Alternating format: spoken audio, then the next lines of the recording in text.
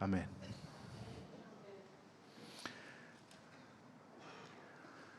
¿Cuál es el tema que veníamos desarrollando, creo que por 6 cultos? ¿Alguien sabe? Guerra espiritual, ¿no? Y hoy tengo el gusto de compartir el último de los mensajes de esta serie. Y me puse a pensar un poco cuántas cosas hemos hablado respecto de la guerra espiritual. La verdad que es un tema muy interesante, el de la guerra espiritual, pero probablemente uno de los temas que menos queremos afrontar y del que menos queremos ser parte, porque implica mucho de nosotros. Cuando hoy estamos bastante al tanto de lo que es la guerra, porque lamentablemente en el mundo se está librando una guerra. Hay una guerra entre Ucrania y Rusia que tiene consecuencias mundiales. Pero vaya que están sufriendo la gente que está involucrada en la guerra propiamente dicha. ¿Digo bien? Ustedes lo habrán visto en algunos medios. Y muchos hombres han tenido que dejar sus familias. Hombres de entre 18 y 60 años que son alistados obligatoriamente en el ejército. No es fácil tener que dejar todo lo que uno está haciendo y enlistarse en un ejército para pelear. E ir a una guerra de la que uno sabe que probablemente no va a volver. Es interesante pensar esto.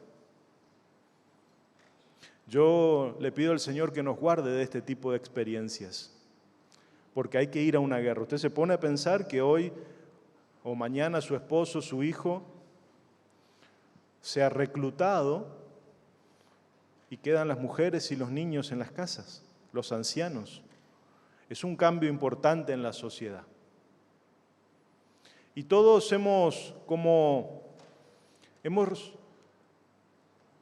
tomado cierta aversión al tema. Nadie quiere la guerra. Pero una cosa es la guerra que se libra en lo material, en lo físico, y qué dolorosa que es. Y quiero decirles que la palabra nos advierte de que vendrán guerras, rumores de guerra, enfermedades, hambre, etc. Cada vez van a ser más frecuentes. Pero también se nos dice en la palabra que permanentemente estamos en guerra espiritual. No es de vez en cuando, no es que de vez en cuando aparece una hueste del mal para hacer guerra. La guerra espiritual es permanente. Lo que sí creo que toma distintos niveles de intensidad. Porque Pablo en Efesios 6, versículo 13, dice: pónganse toda la armadura para cuando venga el día malo. Es decir, que aunque estamos en alerta permanentemente porque hay un león que es como el diablo que anda como, dice, león rugiente buscando a quien devorar, hay un día en el que las cosas se van a poner peor. Y cada uno de ustedes sabe que es así. Cada uno de nosotros, en algún momento de nuestra vida, ya ha librado batallas de distinta intensidad. Y que yo sepa, nadie se enlistó en el ejército, pero hemos tenido batallas. Hemos tenido batallas personales, hemos tenido batallas como iglesia, hemos tenido batallas como matrimonios, como familias, como sociedad, como país. Y cuando miramos la situación nos damos cuenta que no es física, que es espiritual. Y también tenemos batallas personales todo el tiempo. Y antes de avanzar en el tema, viene a mi mente una palabra que siempre me compartía uno de mis mentores. Y él me decía: Marcelo, no ignores que estamos permanentemente en guerra. Pero nuestra lucha no es contra sangre y carne, sino contra huestes, potestades, principados de las regiones celestes. Así que primera aclaración que Él me daba y yo se las transmito. Si tu enemigo sangra, ese no es tu enemigo. ¿Te vas a acordar? Porque no tenemos lucha contra sangre y carne. Así que si vos en tu casa, con tu marido, con tus hijos, con tu suegro, con quien sea, con tu vecino, estás en guerra y ese sangra, ese no es tu enemigo. Sí, es el objeto utilizado por el enemigo. También puede serlo vos, porque no somos santos. Una iglesia no es un museo de santos. Muchos dicen, no, pero yo no voy a la iglesia porque está lleno de hipócritas. Sí, seguramente. Pero imagínense si el hipócrita no vendría a la iglesia. Porque nosotros somos un hospital de pecadores. Y venimos rotos a la iglesia para ser sanos por los méritos de Jesús en la cruz. O alguno puede alcanzar salvación por sus propios medios. Ninguno.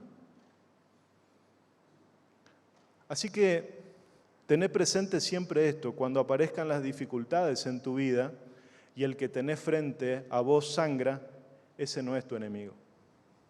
Correlo y buscá en oración verdaderamente quién te está atacando. La guerra está declarada, queridos, y la guerra es real. Y por eso hoy te voy a decir, hace un tiempo atrás prediqué que todos somos sembradores. Y es una palabra más amable, porque siempre es lindo sembrar. Acá hay algunos agricultores y es lindo sembrar, que crezca, que se coseche, es lindo sembrar, pero no es tan lindo guerrear, no es tan lindo. Y si de nosotros dependería, es muy probable que todas las veces que podamos, vamos a enviar a otro a la guerra. Cuando yo tengo que guerrear, mando a otro a la guerra. Eso es muy normal. Y eso viene de la guerra física ya. Porque si yo le diría, muchachos, vamos a armar un escuadrón para ir a Ucrania a pelear, yo creo que me quedo re solo. Porque probablemente después que se arme el escuadrón le digo, están todos los pasajes comprados, yo les sigo después. Nadie quiere ir a la guerra. Pero si en la guerra espiritual no tomamos nuestra posición, el enemigo nos gana vez tras vez. Por eso te invito a abrir tu Biblia en 1 de Samuel capítulo 17. Entre las muchas cosas que se estuvieron predicando en este tiempo, hemos escuchado claramente que toda la Biblia, o a lo largo de toda la Biblia, vamos a encontrar diferentes guerras, ¿no? Que son símbolos de guerras espirituales. En Génesis ya nos encontramos con el primer matrimonio, debatiendo, luchando con la serpiente. Y de ahí en adelante nos encontramos con guerras permanentemente. Batallas pueden ser cuerpo a cuerpo, pueden ser escuadrones contra escuadrones, pueden ser un hombre contra muchos. Hay un montón de ejemplos. Y en 1 de Samuel capítulo 17 nos encontramos con una historia que aprendemos desde la niñez, con una historia que hasta los ateos la conocen, la escucharon hablar, la mencionan, e incluso muchas veces es título de algunos capítulos de algún libro por allí. Y es la historia de David y Goliat. Pero no es que David y Goliat un buen día se encuentran por casualidad en el valle de la batalla. Si miramos o leemos el capítulo 17 de 1 de Samuel, nos vamos a encontrar con todo un contexto. Quienes me conocen saben que A mí me gusta primero ver el contexto para después ir puntualmente a la explicación práctica. ¿Y cuál es el contexto en esto? Y yo te desafío a que leas la Nueva Traducción Viviente. Yo tengo la Reina Valera 1960 acá, pero después cuando vayas a tu casa, tomá la Nueva Traducción Viviente, porque la mayoría tiene la Biblia en sus celulares, y leas todo este capítulo. Este capítulo da para hablar 5 o 6 horas. Yo solamente hablaré en esta noche 2 horas. No, mentira. Preparen el mate, pónganse los cinturones y arrancamos. Este es un viaje importante, largo. El pueblo de Israel, el pueblo de Dios, el pueblo escogido por Dios, los descendientes de Abraham,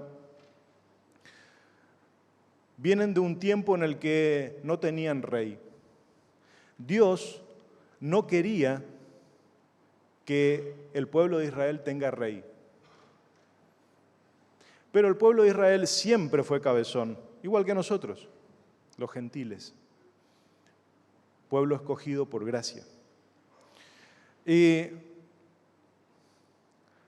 ellos insistían en que querían un rey. Ellos miraban a los otros pueblos y veían que tenían rey. Entonces ellos querían rey. Y querían rey, querían rey, querían rey, hasta que, ¿qué es lo que hace Dios? Les da un rey. Si miran 1 Samuel 17 para atrás, se van a encontrar con la historia. Hay un rey. Dios les da un rey. Un hombre alto, bien parecido, musculoso. De los hombros para arriba, nadie más alto que él. Un hombre interesante, fuerte, valiente. Se llama en las Escrituras Saúl. No es un improvisado, es un hombre que sabe de batallas, es un hombre bastante inteligente, es un hombre que a la vista tiene el estirpe de un rey. Y lo colocan como rey. Y empieza a gobernar y va a diversas batallas con diferentes resultados y está gobernando Israel.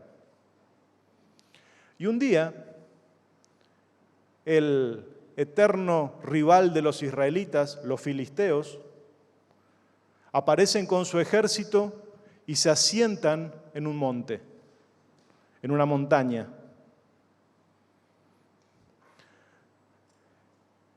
Bélicamente, militarmente, toda acción del enemigo genera una reacción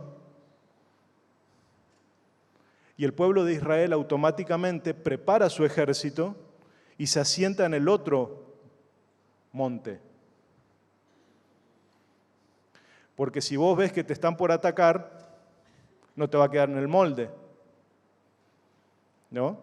Si nosotros veríamos que Brasil para todas sus tropas en la frontera y pone sus tanques y sus cosas, probablemente a alguien le llame la atención. Y aunque se me viene algún comentario para hacer respecto de los militares argentinos, no lo voy a hacer. Porque no sé si tenemos con qué hacerle frente, pero bueno, deberíamos alistar nuestro ejército y defender, ¿no? La defensa nacional es una de las funciones del Estado. Entonces, ante esta situación, Israel entonces está ahí también con su ejército, viendo lo que el otro hace. Si avanza, lo frenamos. Y se levanta de entre las tropas filisteas un paladín, dice la Biblia, un campeón. La Biblia dice un campeón de 3 metros de alto y desafía a los israelitas. Y le dice, yo quiero pelear con un israelita, con uno. Le dice, ustedes, el pueblo de Saúl, conocía a Saúl. Yo quiero pelear con un israelita. El que gana, si yo gano la batalla, todos ustedes nos sirven a nosotros. Si el israelita me gana la batalla, nosotros los servimos a ustedes. Ese era el planteo de Goliat. Un hombre de 3 metros de altura, literal, más de 70 kilos pesaba su armadura y sus armas. Había que llevar 70 kilos en el cuerpo.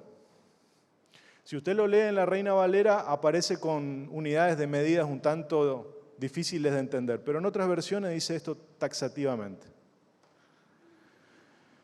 Y automáticamente, ¿qué pasó con el pueblo de Israel? No hicieron nada. Es súper interesante la historia, porque no hicieron nada. El pueblo estaba inmóvil, se paralizó. Y durante 40 días salía el campeón. ¿Y por qué es un campeón?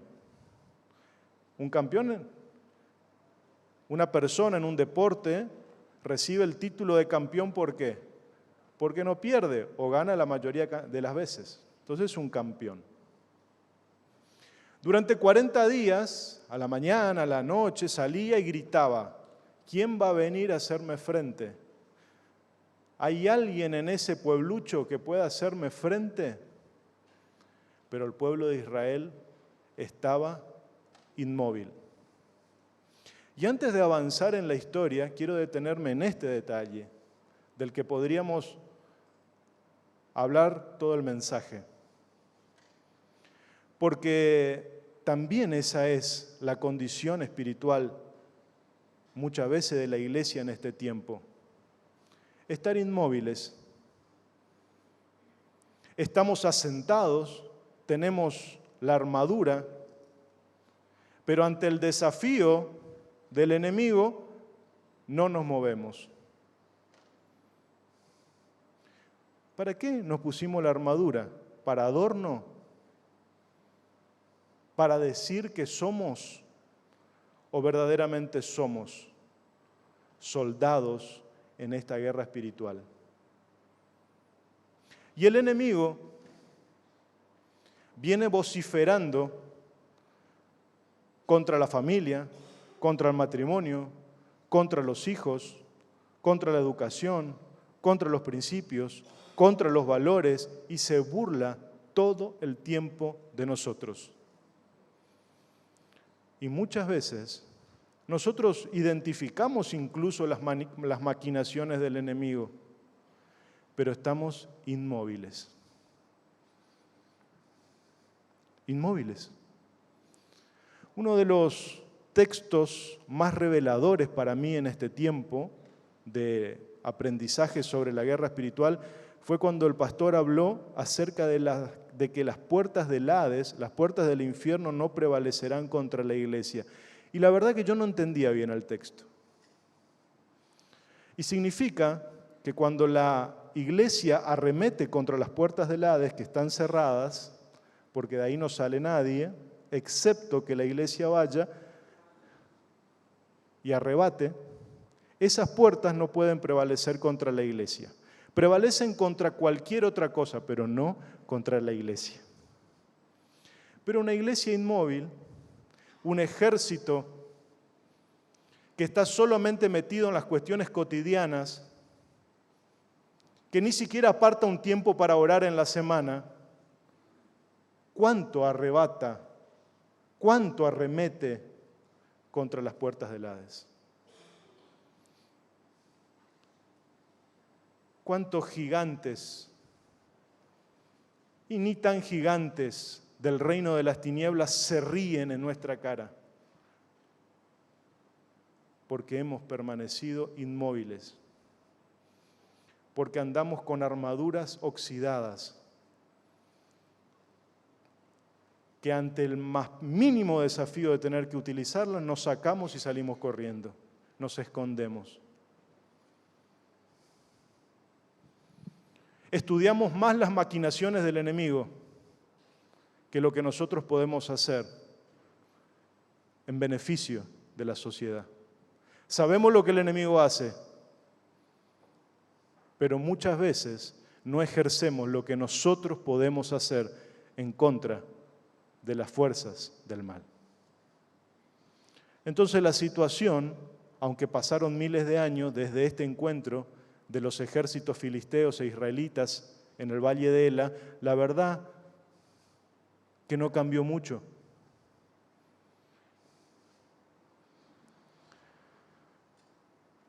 Pero siempre, ante la inmovilización del pueblo, Dios hace algo. Gloria a Dios.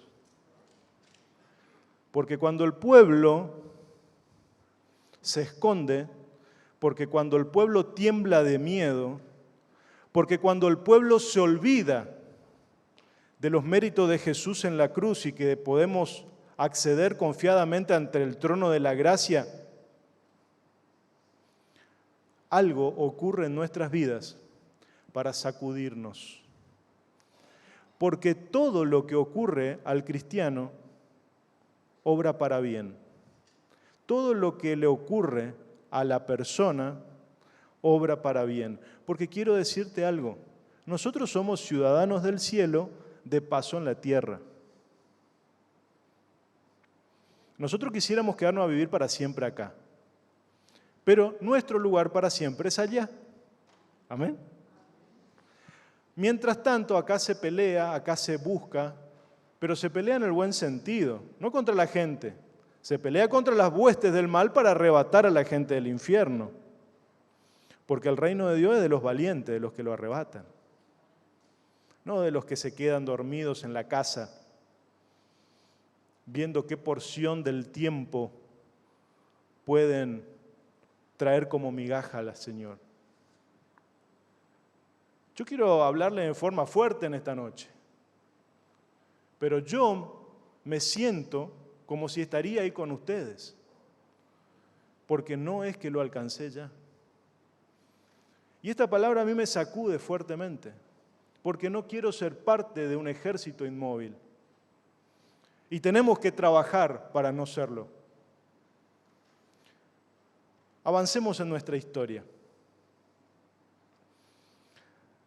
Resulta que aparece, como dijimos, Goliat en el centro de esta historia. Y un día aparece un muchacho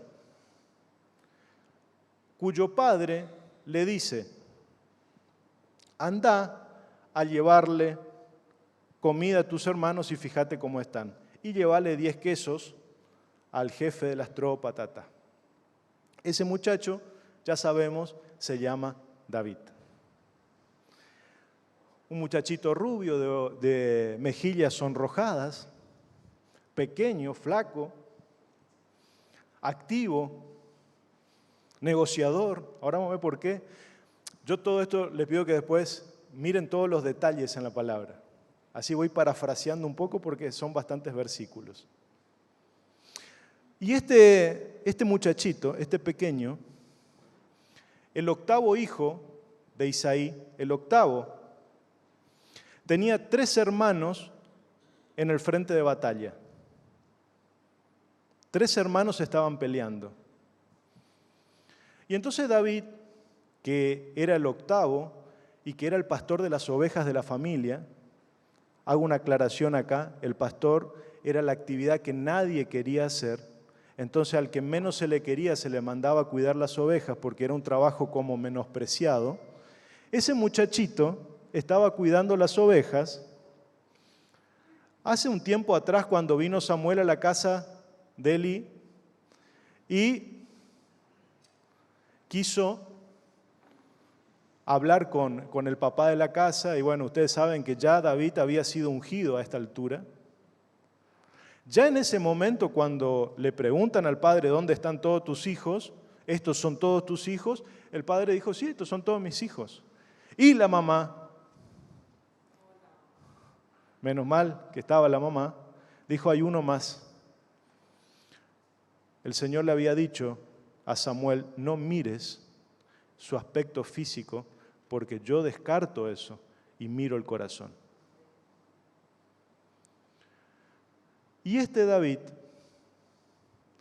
se hace presente en el campamento de los filisteos, en el campamento de Israel, entrega la comida, pregunta cómo están sus hermanos, es decir, obedece todo lo que le dice el padre, y de pronto escucha al filisteo, al gigante gritando y vociferando contra las tropas de Israel. ¿Quién se va a animar? ¿Y quién va a venir? ¿Y acaso ustedes no tienen un Dios que los va a librar? Nadie se anima a hacerme frente. Eso gritaba vez tras vez durante 40 días. Y Davidcito dice, pero ¿quién es ese filisteo incircunciso que se atreve a vociferar contra nuestro Dios? No, y ahí le explican, es un gigante que quiere que uno de nosotros le haga frente, pero nadie se anima. Y no sé cuánto tiempo más va a durar, probablemente nos van a venir a atacar y nos van a matar a todos, pero mientras tanto él quiere esa batalla cuerpo a cuerpo. Dice, ¿y qué hay para el que gana? Qué grande David, ¿eh? Rapidísimo. Dice, mira, le va a dar mucha plata al rey, le va a dar la hija, o sea que va a ser el yerno del rey, y le va a condonar de todos los impuestos a la familia. A mí me llama la atención porque David le pregunta a unos cuantos, como que le interesó la recompensa. Dijo, o sea que no hay que solo meter el cuerpo, sino que hay que recompensa también. ¿Sabía usted que hay recompensa en los cielos para todos los que se ponen la armadura y enfrentan a los gigantes? Toda esta historia tiene eco espiritual. No estamos peleando por nada, peleamos por la fidelidad y el amor que tenemos hacia nuestro Dios, pero hay recompensa para los fieles y los valientes y las valientes. Amén. Y entonces este muchacho que preguntó todo lo que había, en un momento es llamado por el rey, todos conocen la historia, la hago rápida, y bueno, y él dice que se anima a hacerle frente al rey, a Goliat. Yo digo, ¿en qué cabeza cabe la de Saúl de decir, listo, te mandamos a vos? ¿No es cierto? O sea, pongámonos en el rol del rey y viene un muchachito y dice, yo le voy a hacer frente, porque toda la suerte posterior del pueblo de Israel estaba librada a esa batalla, a esa lucha. Lo más probable era que David pierda. Y entonces todo el pueblo de Israel pasaba a servir a los filisteos. ¡Qué tremendo! Y Saúl accede. Dice, mirá, primero le desalienta, dice, imposible, pero después agarra y como el chico está determinado, dice, bueno, vaya. Antes de eso ya el hermano, Eliab, el hermano de David, le dice, ¿qué viniste a hacer vos acá? Y antes de avanzar quiero decirte que cada vez que te determines a servir al Señor y a hacer guerra espiritual, se van a levantar tu gente, tus familiares, tu gente de confianza, gente a la que tenés mucho aprecio, para desanimarte. Eso es normal, pero acordate que nuestra lucha no es contra carne y sangre. Entonces correlo y sabe que eso viene del enemigo y ya está. ¿Amén? Entonces Saúl, porque también hay que aclarar algo. Estos muchachotes, Saúl a la cabeza, el rey, y Eliab, el hijo mayor de la casa de Isaí, es como que cuando venía este muchachito los ponía en falta, ¿no? Nosotros no nos animamos siendo grandote y este se anima. Entonces, también nos pasa que cuando hay que hacer algo y nadie lo hace y alguien se presenta a hacerlo, decimos, che, pero ¿quién se cree este? También pasa porque nos expone en vergüenza. Cuando alguien tiene que hacer lo que hay que hacer, y como yo no estoy dispuesto a hacerlo, digo, mira que se cree. No se cree nada. Acompañalo, apoyalo, orá por él o por ella. Que vos no te animes no significa que no apoyes a alguien que sí se anima. Porque somos una iglesia, somos un cuerpo y tenemos distintas funciones. Como venimos viendo hace tanto tiempo, no todos van al campo de la misión. Otros aportan lo que pueden económicamente, otros oran. Hay distintas funciones en el reino de Dios, pero todos batallamos. ¿Amén? Ahora, cuando te da gana de desalentar al que está haciendo, sacate esas ganas y ponete en modo oración, no en modo acusación. Y entonces Saúl, para no tener tanto cargo de conciencia, le dice, bueno, ¿sabes qué? Yo tengo la mejor armadura del ejército. Esa armadura te la voy a dar. Te voy a dar el casco, te voy a dar el protector del pecho, te voy a dar mi espada, te voy a dar mi jabalina, te voy a dar mi protector de los pies. Y le pusieron todo al guricito. Dice, bueno, vamos a probar. Se movió un poco y dijo, no me puedo ni mover con esto, nunca practiqué con esto. Y se sacó todo. Dijo, dejá nomás. Ustedes conocen la historia, la estoy repasando. Dejá nomás, voy a ir así como yo sé. Voy a ir con lo que yo sé hacer, que es defender a mis ovejas del ataque de osos y leones. ¿De osos y leones? Sí, dice. Cuando vienen a los osos y los leones a arrebatar mis ovejas, yo muchas veces les abrí las mandíbulas y los maté.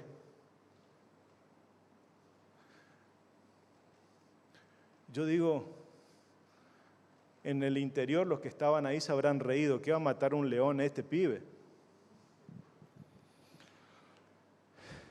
Y él dice, Dios estaba conmigo en esos momentos. Él reconoce, David reconoce, dice, yo maté al oso y maté al león porque Dios me libró de esos bichos. Tremendo. Y acá hago un alto.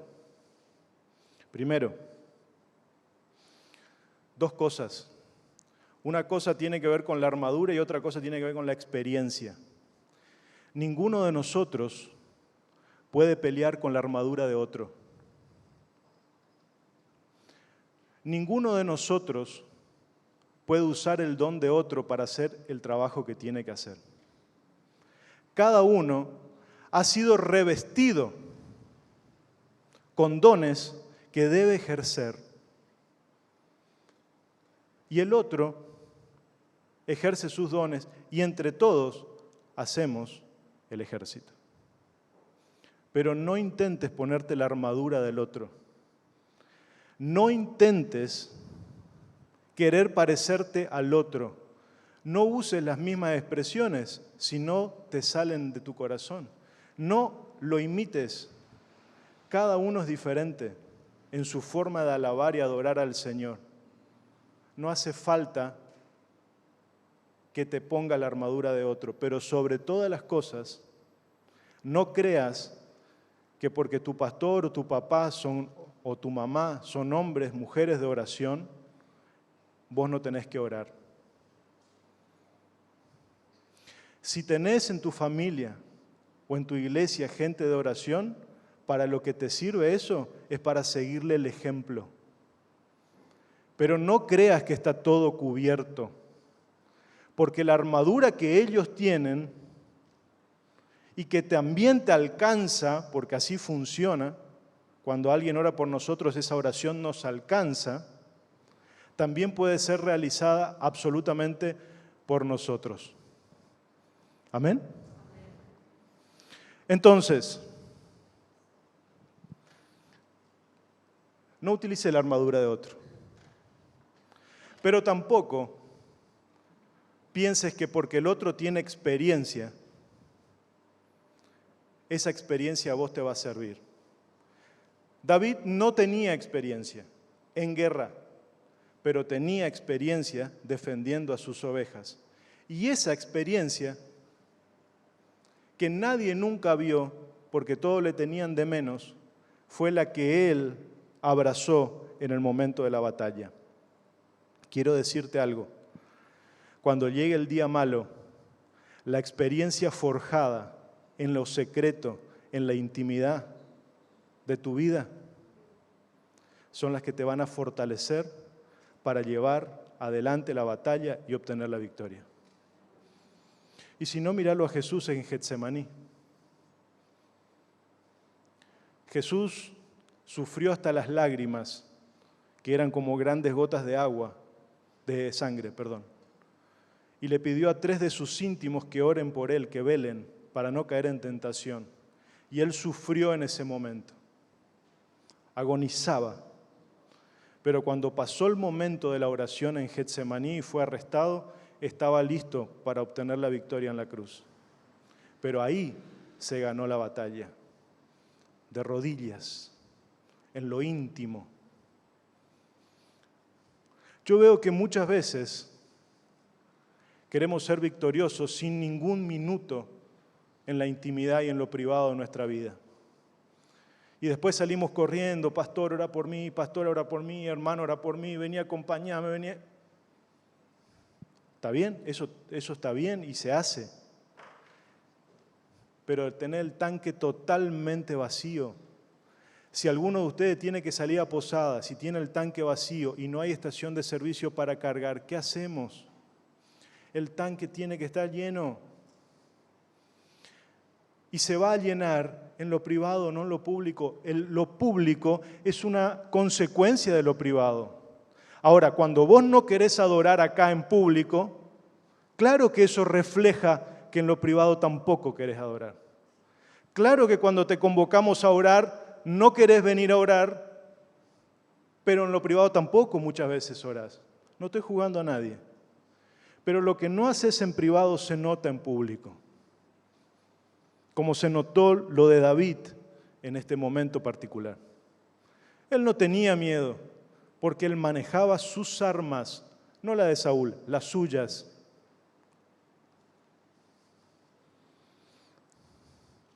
No seas ridículo, le dijo Saúl a David. No seas ridículo.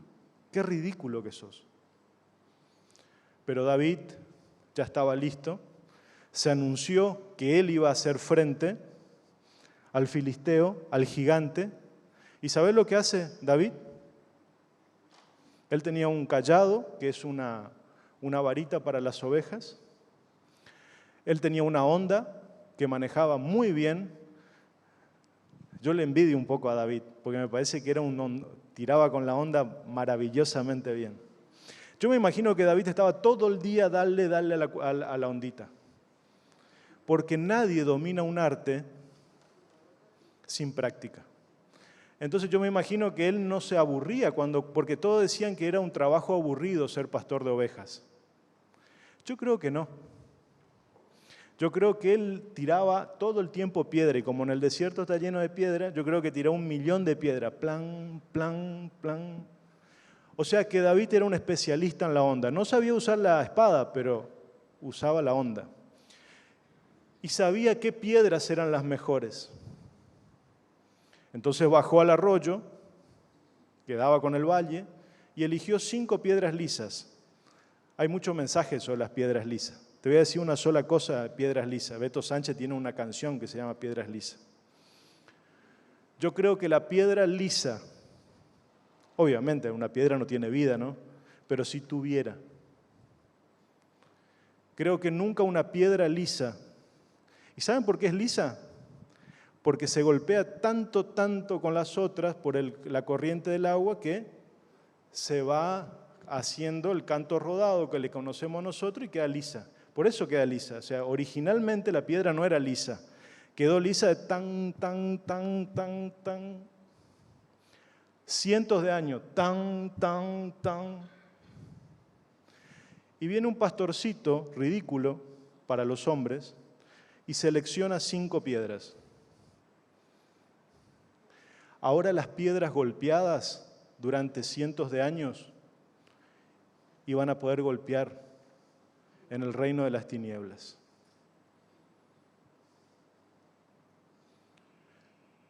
Y hago un paréntesis acá, porque sin conocer a todos sé que hay muchos que hace mucho vienen golpeados. Y quiero decirte que fuiste golpeado para golpear, no a otra persona, para golpear y asentar un golpe certero y mortal al enemigo de nuestras almas. Para eso estamos. Ya sé que muchas veces te sentís insignificante y ridículo, pero en las manos del Rey, el golpeado es útil y es valioso. Y esas 5 piedras van en el bolso pastoril y ahí se presentan. Y cuando David lo ve venir, lo primero que hace es reírse. Dice, pero ¿acaso soy un perro que vienen contra mí con palos? Y él estaba con toda esa armadura y encima tenía un escudero que iba adelante. Y se burlaba. Y dice David, y esto lo voy a leer, versículo 45. Entonces dijo David al filisteo, tú vienes a mí con espada y lanza y jabalina, mas yo vengo a ti en el nombre de Jehová de los ejércitos, el Dios de los escuadrones de Israel, a quien tú has provocado. Jehová te entregará hoy en mi mano. Y yo te venceré y te cortaré la cabeza y daré hoy los cuerpos de los filisteos a las aves del cielo y a las bestias de la tierra, y toda la tierra sabrá que hay Dios en Israel. ¡Qué tremendo! Un muchacho haciendo frente a un hombre por lo menos el doble de alto que él, experto en batallas, campeón de la guerra. Pero David nunca puso los ojos en Goliat. Dice Hechos 2:25 de David, dice que él veía a Dios que iba adelante. Entonces los ojos de David nunca estuvieron en Goliat, los ojos de David estaban en Jehová. Entonces por eso nunca tuvo miedo.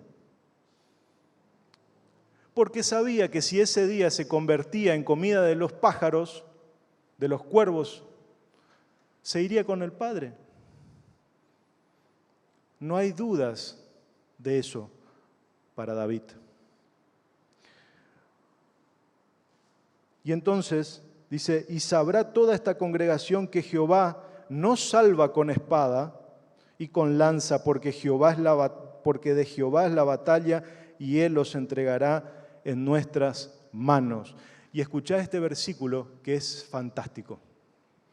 Y aconteció que cuando el filisteo se levantó y echó a andar para ir al encuentro de David, David se dio prisa y corrió a la línea de batalla contra el filisteo. Te ejemplifico esto. No es que se peleaba en cualquier lado. Había una línea de batalla donde los guerreros se encontraban. El valle era un lugar grande y había una línea donde se iban a encontrar. Goliat venía, yo creo que Goliat era fuerte, pero no muy rápido. Y David era más ágil, pero por una cuestión natural. Y dice que corrió al frente de batalla. Corrió.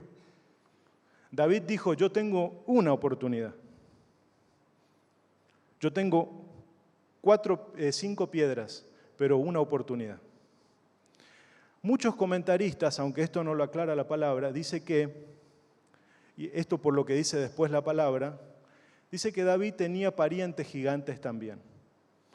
dice que él escoge 5 piedras sabiendo que tenía un solo tiro, por si bajaban los hermanos o parientes de Goliat, y entonces él dice, bueno, ya que mato uno, mato 5. Por eso dice que tenía 5 piedras en la bolsita. Oh, qué corajudo, ¿eh? Ustedes saben que yo creo que David era así, ¿eh? Resulta que los valientes de David, cuando él ya tenía su propio ejército, mataron varios gigantes. Después usted siga leyendo la historia y se va a encontrar que es cierto, que mataron tipos grandes, como Sama, por ejemplo, mató a un gigante. O sea que habían unos hombres de esos tamaños, pero ese día no apareció ninguno más, con lo que hizo falta una sola piedra. Pero David no esperó a que el gigante se lo venga encima, porque ahí no había posibilidad. Él necesitaba estar a un tiro de piedra. A mí me encanta porque David no es un improvisado. Y en la declaración que hace antes, él dice, yo hoy te voy a cortar la cabeza. O sea, él tenía toda la secuencia, él era muy simple, pero tenía la estrategia de lo que iba a hacer. No se puede salir sin estrategia. La estrategia es cómo ejecutar algo. ¿Cómo vas a salir sin estrategia? David no salió sin estrategia. Era un tipo simple, pero con estrategia. Y sabía que tenía un tiro y que tenía que anticiparse. En la vida espiritual pasa exactamente lo mismo. Ante la pasividad que nosotros manifestamos frente a diferentes situaciones, a la inacción, el problema se nos viene encima. Y cuando se nos viene encima, muchas veces ya no le podemos ganar. Corre al frente de batalla y ubícate en tu posición para defenderla. Papá y mamá, marido, esposa, abuelo. No esperes a que el problema te caiga arriba. Corre al frente de batalla. Resolvé lo que tenés que resolver. Hacé lo que tenés que hacer. No dejes para mañana lo que podés hacer hoy. Y en lo espiritual estoy hablando. No, porque yo voy a ordenar mis cosas y ahí sí voy a hacer lo que el Señor manda en su palabra. No hace falta eso, porque el Señor te recibe como viniste. No necesitas otra cosa. No pongas más excusa. Corre al frente de batalla y enfrentá a tu gigante. Enfrentá a tu gigante. Nosotros tenemos distintos gigantes. Porque cada uno de su propia concupiscencia es que cae en pecado. Hay algunos que no tienen vicios, por ejemplo, y no les atraen los vicios. A otros, los vicios los mortifican. Hay gente que no miente, hay otros que no pueden parar de mentir. Hay gente que permanentemente busca engañar al otro. Le pasaba a Jacob. Hay otros que no. Pero cada uno tiene su propia cuestión. Cada uno tiene su propio gigante. Y ese gigante se acerca, se acerca, se acerca. Y hay que enfrentarlo. Y quiero decirte algo, la batalla es del Señor, no es tuya. Deja de pelear en tus fuerzas. David nunca fue en sus fuerzas. David siempre fue en la fuerza del Señor. Por eso no te compares con nadie. Por eso no quieras usar los dones de otro. Anda con tu propia experiencia en el Señor, la que desarrollaste en la intimidad con Él, y hacele frente a ese enemigo que viene a mortificarte y quitarte el gozo y la paz. Hacelo, enfrentalo. El miedo, el temor, es la ausencia de lo que tenemos que tener en nuestro corazón verdaderamente. Por eso dice una de las cartas de Juan que el verdadero amor echa fuera el temor. Cuando hay temor, es porque está faltando el amor de Dios en ese lugar. Cuando llega el amor de Dios, el temor se corre. Yo he tenido temor muchas veces de distintas cuestiones y he tenido que ejercitar esto, porque no es una sola decisión, empieza con una decisión, pero hay que ejercitarlo. Y en la vida, Dios no llama a los capacitados, capacita a los que llama. Entonces, todo soldado es útil y puede hacer frente al gigante. Lo que hay que sí tener claro es lo que hay que hacer y saber de quién es la batalla. La batalla es del Señor. Por eso tenemos que tener tan claro lo que venimos predicando en este tiempo. Nuestra lucha no es contra carne y sangre. Y David, aunque esa palabra todavía no había sido escrita, lo sabía. David nunca miró a ese gigante que sangraba, nunca lo miró con miedo. Porque dijo, es un hombre más grande, pero es un hombre. Así que lo enfrentó, corrió al frente de batalla. No dejes para mañana lo que puedas hacer hoy. Y con la sagacidad que tenía, no dice que tiró una y tiró otra, no hizo falta. Dice que empieza con la onda era como una cuerda de cuero, que se ponía la piedra lisa en el extremo, gira y lanza. Dice la Biblia que incrusta en la frente, y me encanta porque la lógica nos indica, los forenses dirían que debería haber caído para atrás por el impacto del proyectil, ¿no? Pero cae para adelante. Cae para adelante, probablemente por el peso de la armadura, pero cae para adelante porque David cae ante los pies de Dios, no ante los pies de David. David es el instrumento. En otras partes de la Biblia vemos cómo estatuas cayeron hacia adelante en la presencia del arca. Las estatuas no aguantaban y caían hacia adelante, la paraban y caía. Bueno, acá también el gigante cayó hacia adelante. Y saben que David no tenía espada, ¿sabían ustedes? Pero cuando cae, primero corre al frente de batalla, tira la piedra.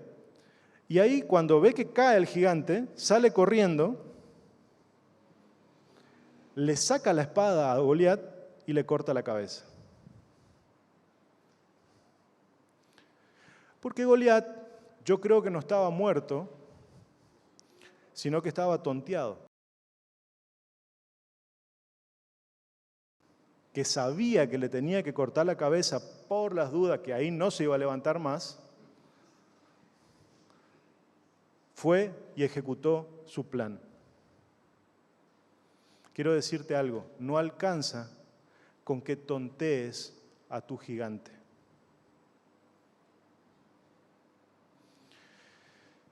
Creo que es uno de los grandes problemas que estamos teniendo. Vengo a la iglesia, me conmuevo, me toca la palabra.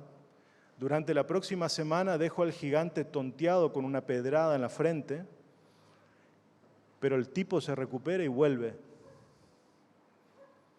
Hay que cortarle la cabeza a los gigantes que vinieron a arruinarnos la vida. Hay que cortarle la cabeza, hay que determinarse. Y como dije antes, no todos luchamos contra el mismo gigante. Cada uno sabe con lo que lucha, porque cada uno se conoce. Y si no lo sabes, pedile al Señor que te revele.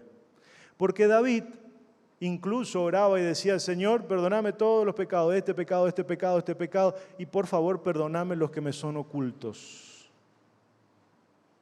David, un hombre conforme al corazón de Dios, decía, y si hay alguno que yo no me doy cuenta, perdóname también.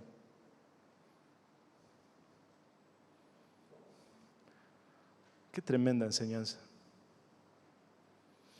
Ahora lo que me pregunto es cuánto de nosotros vamos a tomar la espada en esta noche y habiendo derribado al gigante, vamos a encajarle el golpe de gracia. El desafío está hecho. Y mientras disponemos un tiempo para orar, quiero simplemente invitarte a que revivas esta historia, pero que la vivas en primera persona. O sea, hacé de cuenta que ahora que conoces toda la historia, con algunos detalles más tal vez de los que conocías o recordabas, empieces a vivir esa historia, pero no contra un Goliat. Vamos a ir primero contra los gigantes nuestros.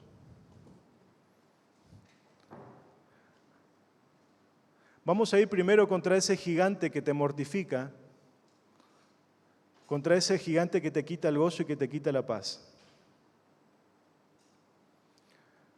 Pero no vayas en tus fuerzas, no vayas en tus capacidades, anda en las del Señor. El Dios de los ejércitos de Israel está contigo. El Dios de Israel mandó a su Hijo para que en la cruz Él lleve tus pecados y tus culpas. Jesús es un gran gigante, el más grande de todos, que está parado a tu lado para que esta batalla que tenés que librar termine en victoria. Ni siquiera tenés que saber tirar con onda. Ni siquiera tenés que ser ducho en un arma física. Tenés que ser ducho en la oración. Tenés que ser ducho en leer la palabra. Tenés que ser ducho en arrepentirte. Tenés que ser ducho en confesar tu pecado, porque si confesamos nuestros pecados, dice 1 Juan 1:9, Él es fiel y justo para perdonarnos y limpiarnos de toda nuestra maldad. Nuestro problema es con la maldad, queridos. Nuestro problema es con el pecado. Nuestro problema es con cosas espirituales, de las cuales esta historia solamente es un ejemplo. Pero toda esta historia tiene eco en lo eterno, porque se repite una y otra vez. Por eso en esta noche yo te invito a que podamos estar orando. Inclina tu rostro y pedile al Señor que te ayude a identificar tus gigantes. Tal vez ya sabes cuáles son. Probablemente sea así. Y ese gigante se va a burlar de vos y te va a decir que no podés. Pero en el nombre poderoso de Jesús, yo te digo, la palabra te dice que sí podés, porque fiel es el que está con nosotros, porque Él ya ganó la batalla en la cruz. No esperes a tener otro culto de oportunidad. Hoy es la noche. Hoy la batalla, el campo de batalla está listo. Y yo te invito a que corras a esa línea de batalla y defiendas tu posición. Defende tu posición. Y en el nombre de Jesús, haz lo que tenés que hacer. Confesá tu pecado, aceptá al Señor como tu Salvador y volvé a los brazos de papá.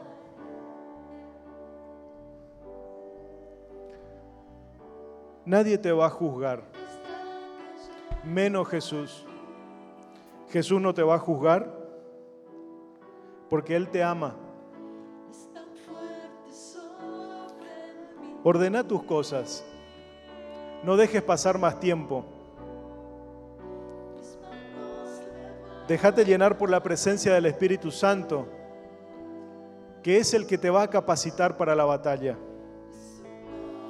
Y peleemos juntos la batalla espiritual en un mundo que es sacudido pero que no está vencido, y en el cual la iglesia va a prevalecer contra las puertas del infierno para arrebatar las almas que se pierden. Amado Padre, en el nombre poderoso de Jesús, hoy venimos ante tu presencia sabiendo que estamos en una guerra espiritual. En el nombre poderoso de Jesús somos conscientes, pero también somos conscientes, Señor, que esta batalla es tuya y que nos vas a librar y que nos vas a sacar adelante, que nos vas a perdonar y que nos vas a permitir vencer nuestros gigantes. Padre, en el nombre de Jesús, hoy te pido que toques las vidas de todos aquellos que están batallando contra los gigantes del pecado, de la culpa, contra los gigantes de la enfermedad. Oh Señor, en el nombre poderoso de Jesús, ahora los exponemos y los identificamos y declaramos que somos más que vencedores por medio de los méritos de Jesús en la cruz. Por tus llagas, Padre, somos salvos y somos sanos. Hoy declaramos que somos tu pueblo, tu ejército, que enfrenta, Señor, a los gigantes. Perdona nuestros pecados, Señor. Líbranos del mal y ayúdanos, Señor, para que nunca más un gigante nos atemorice. Sabemos que se levantarán, pero en el nombre poderoso de Jesús les haremos frentes con los dones y con las herramientas que tú nos das, en el nombre poderoso de Jesús.